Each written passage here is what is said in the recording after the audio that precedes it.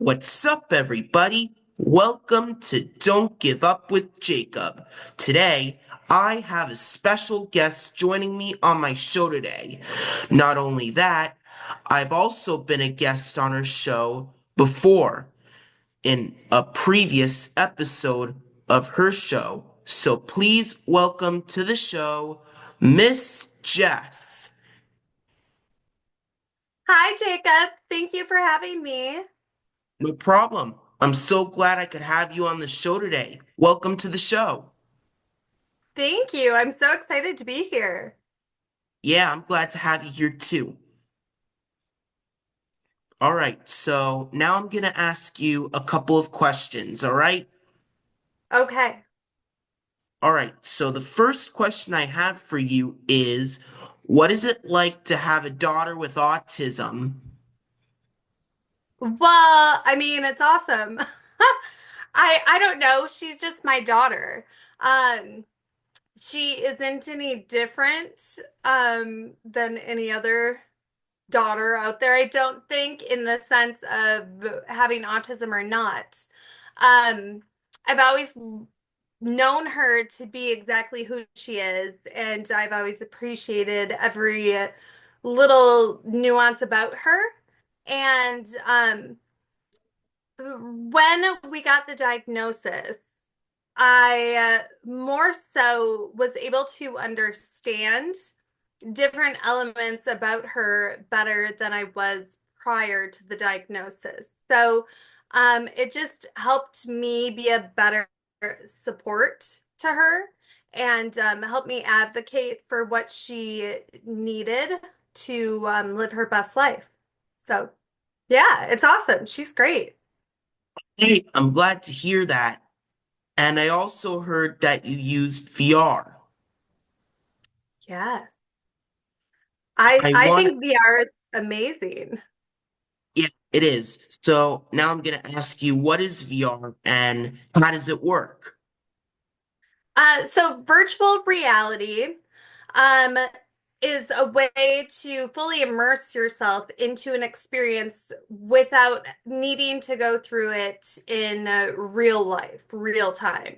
So you can learn things that you otherwise might not be able to learn quickly in life or safely in life or without negative consequences. So if someone is scared of the dark, they could go into an experience where they are in the dark and they can have associations that are maybe more pleasant to them, or they could just see that there's nothing bad. There's nothing that's going to hurt them. Whatever they're scared of isn't actually real. So virtual reality gives the user the chance to accelerate their growth and to um, become, wiser quicker. Sounds pretty cool. Do you think maybe one day you can teach me how to use VR? Have you have you never used have you never used VR before, Jacob? I don't think so. So maybe Oh you can yeah, teach me you one day. absolutely. I would love that. Yeah, I'd love that too. All right, so now I'm gonna ask you, what do you do when things get hard for you? Like when you start to feel something like angry, upset, frustrated, or even stressed out about certain things. That's a great question. So I like to spend as much time outside as humanly possible.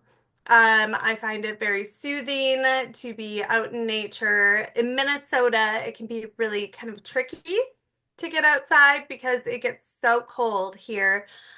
So when I cannot get outside, I go to the gym a lot. And when I can't go to the gym, my cat, well, I have two cats, but one of them, Mitts, she and I spend a lot of time snuggling. Sounds pretty cool. Very nice. All right, so now I'm gonna ask you, how do you like being a YouTuber? Well, so I'm actually very introverted. I get my energy in solitude. So putting myself out there was very nerve-wracking at first, and it still kind of is sometimes. Um, so it makes me feel stronger as a human to do it, and to know that I can.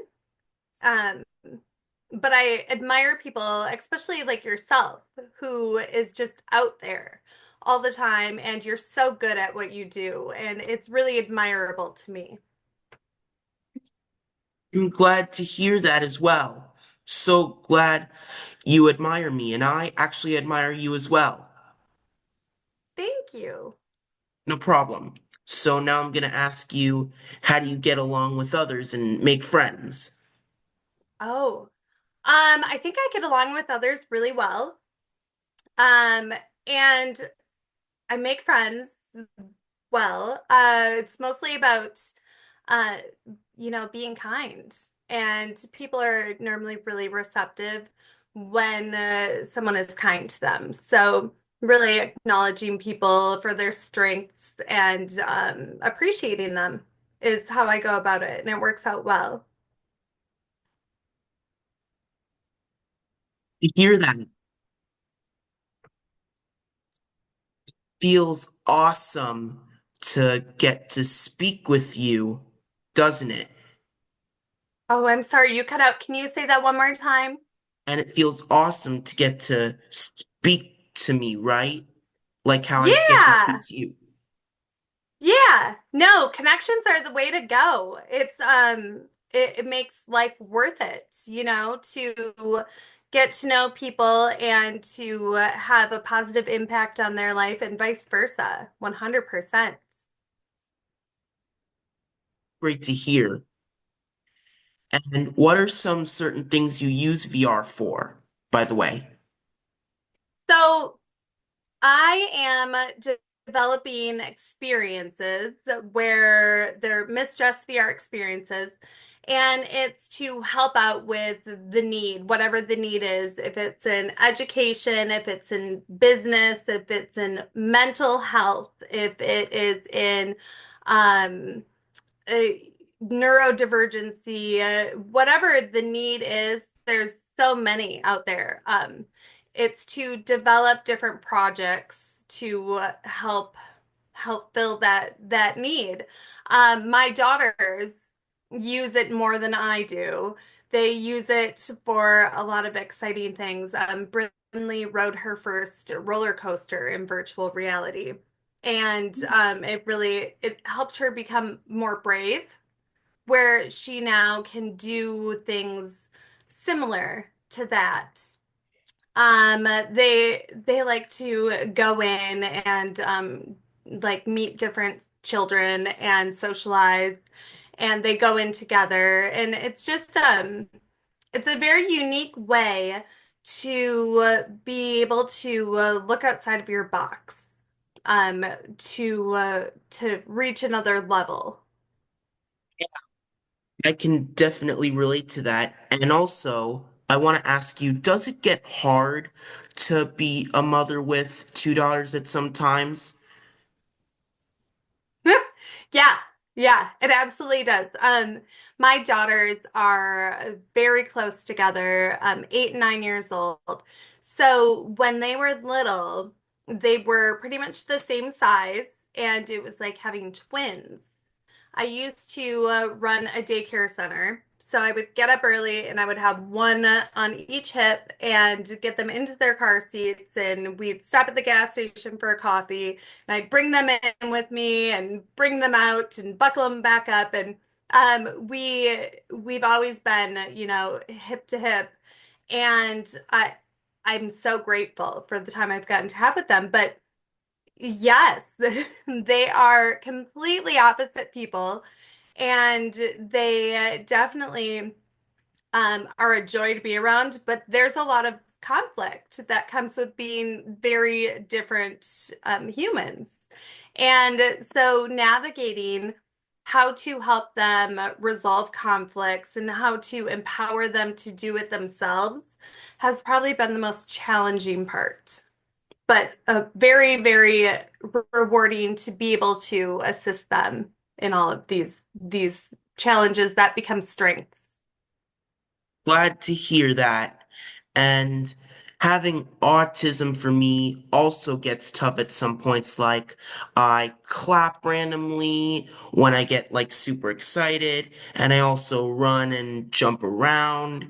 And sometimes people tell me to stop, but I just can't help it because of my disability.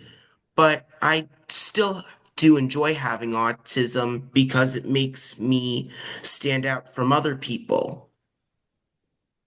I think it's funny you say that.